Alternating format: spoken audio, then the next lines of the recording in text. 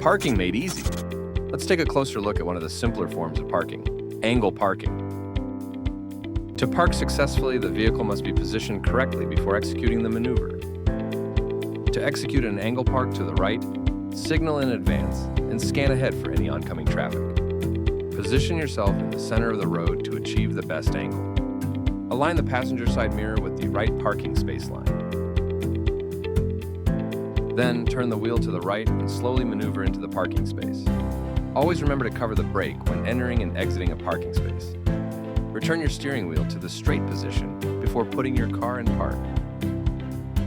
To exit, shift into reverse and slowly back up until your front bumper is aligned with the back bumper of the vehicle to your left. Then, turn your wheel to the right and exit the parking space.